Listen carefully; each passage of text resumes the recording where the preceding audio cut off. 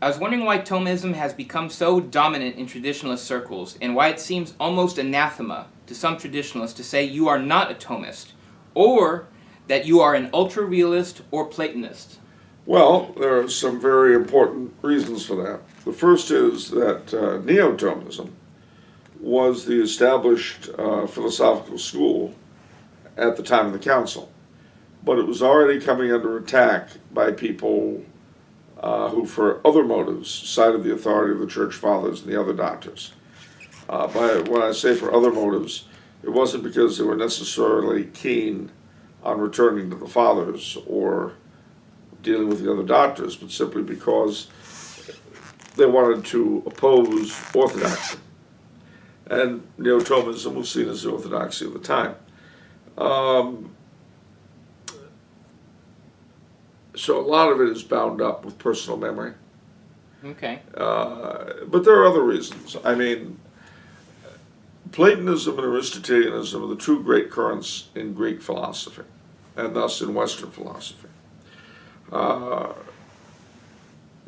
Aristotle tended to place the material over the spiritual, and Plato the reverse. It's important to point out that both of these tendencies, when taken to their extremes, are wrong. Platonism and non-Christian Neoplatonism, certainly, can end up almost in a sort of dualism where the physical is evil and the spiritual is good. That's really a screwy thing.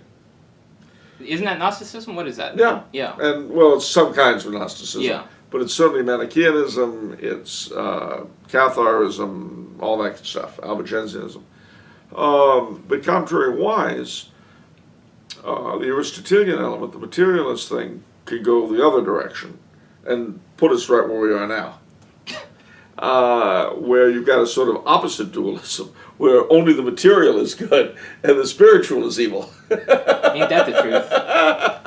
So, you know, the thing you have to bear in mind, ladies and gentlemen, is that all philosophy is an attempt to understand and explain what is basically incomprehensible and unexplainable. That doesn't mean it shouldn't be done, don't get me wrong. But you had, in the Middle Ages, a number of schools that contended with one another and acted as a corrective, as you might say, on each other's excesses. Now, St. Thomas, as we know, at least in the Summa, and it's important I say that because people equate the views of St. Thomas Aquinas with the Summa, and that's not always correct. But he denied the Immaculate Conception in the Summa, and he did so for reasons that were strictly Aristotelian. There are a couple of other problems in the Summa, but that's the one that really jumps out at you. Contrary-wise, the Immaculate Conception was championed by the Scotist school, Duns Scotus, Franciscans, who were, well, more or less Platonic, Christian Neoplatonists. I think probably the best statement, the best comment about the difference between St. Thomas and, say, St. Bonaventure, who was a good spokesman for the other side, was that St. Thomas put God at the summit of all things, whereas St. Bonaventure looked at all things in their relationship to God. Now, both of these are true, but they're a very different way of looking at the thing. Mm-hmm. And that's what has to be understood. The historical reasons for disliking ultra-realists and Neoplatonists and all that are very clear. They're erroneous, but they're very clear. It would be just as erroneous to want to get rid of St. Thomas and the moderate realists entirely. You've got to understand, ladies and gentlemen, that philosophy, within the bounds of defined orthodoxy, of dogmatic definition, within those bounds, there's a huge play for philosophy, precisely because of the differing points of view. One set of philosophers will tell you, well, we can only understand God in terms of how he's not like us, how he's different from us. Another set will tell you, we can only understand God in terms of how he is like us. We're made in his image. Well, actually, which one is right? Well, they both are. They're both correct. But they're looking at it from different points of view. You get insights from both of them. But if you think that either one is the end-all and be-all, that either one is exhausted, the inexhaustible, you're wrong. That's why St. Thomas refused to finish the Summa and said it was just a thing of straw compared to all the realities. Well, indeed it is. And we will spend our whole lives, ladies and gentlemen, attempting to get a grasp on those realities and never quite being able to. Nevertheless, it doesn't mean we shouldn't try. But one of there are several problems that I've always had with some of the neo-Thomists. One of them is the absolute separation between philosophy and theology. And this has bothered me simply because philosophy being a search for objective truth, theology being the examination of the highest truth, how could you separate those things completely? How could you adequately describe the human being without reference to the soul?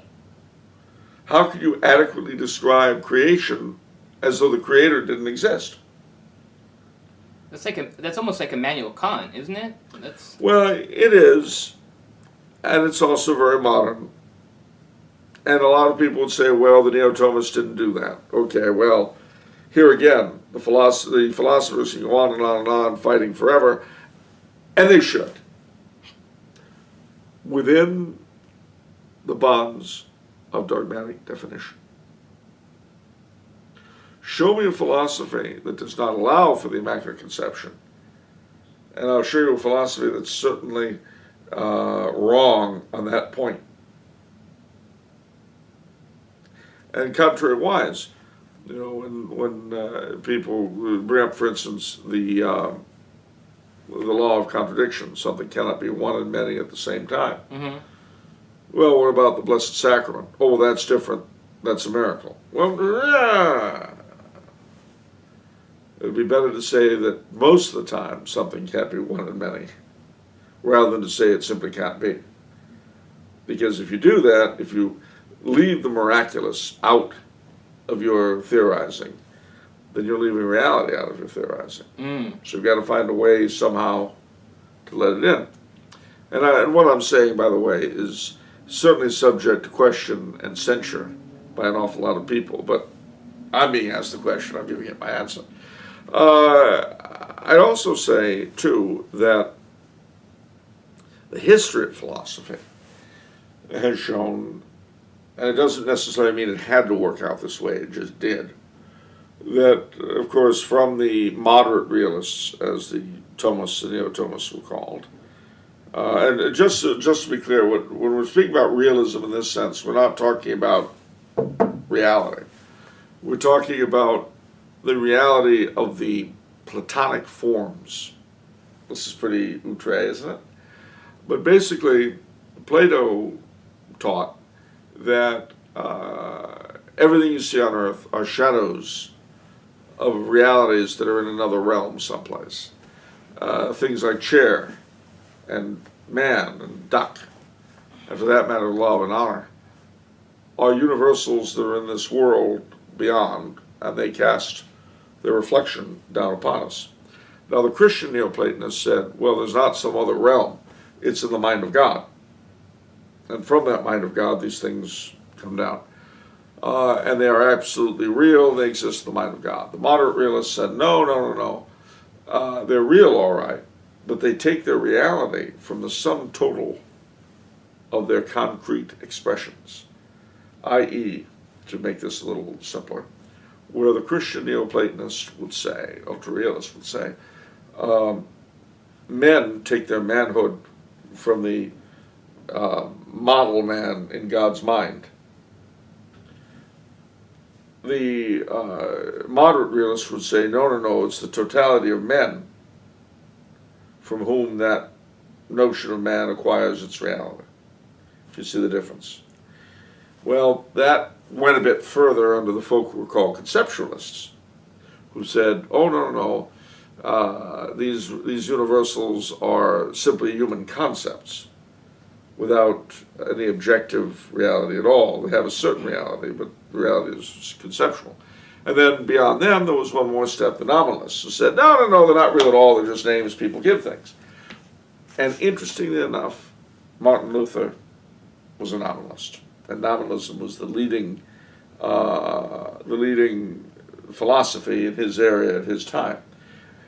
Part of the reason why Thomism has gotten such prestige is because, in response to Luther's hatred of it, it was made the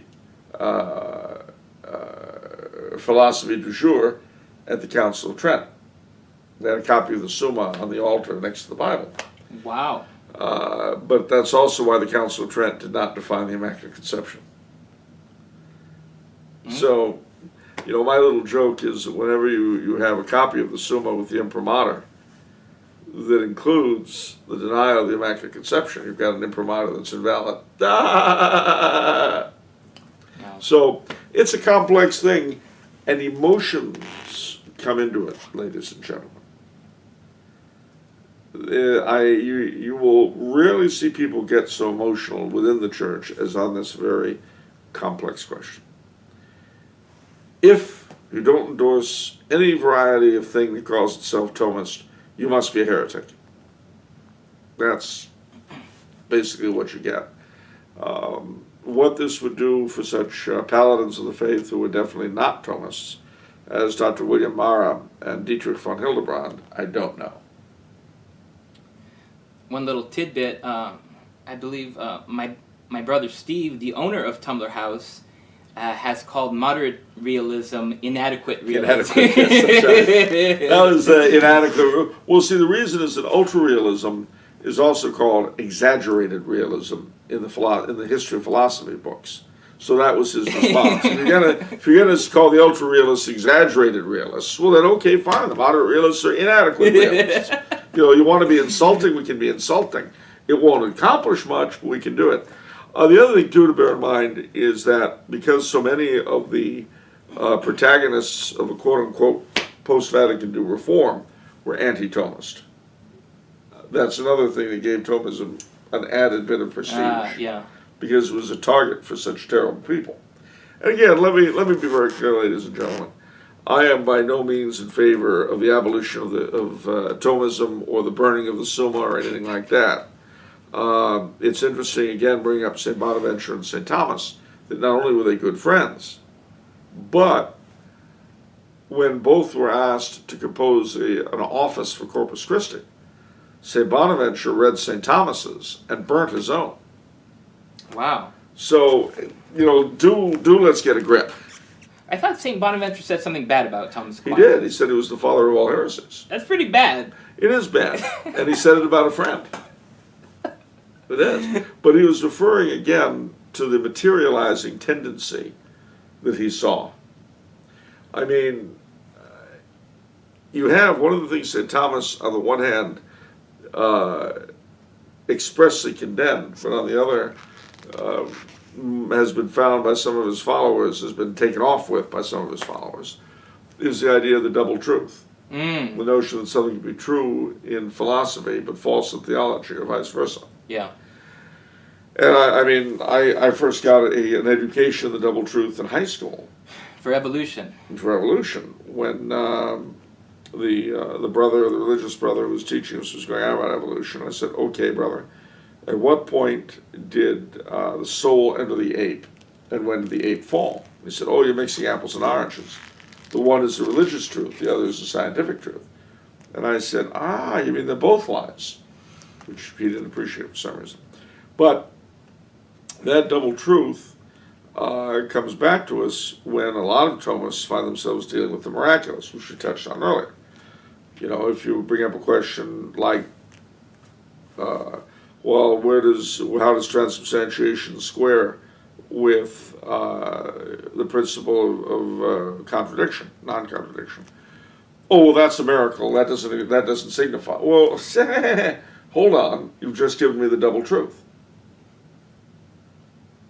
So, again, I don't want to use this as a board to smack Thomists with. That's really not my intention. But they do tend to smack non-Thomists. Whereas the truth is, you really do need both. I hate to come out for diversity, but I think it's actually very important in philosophical matters that so long as the dogmatic definitions be maintained, that there be a certain amount of diversity, not unlike the differences between East and West in the church. Exactly.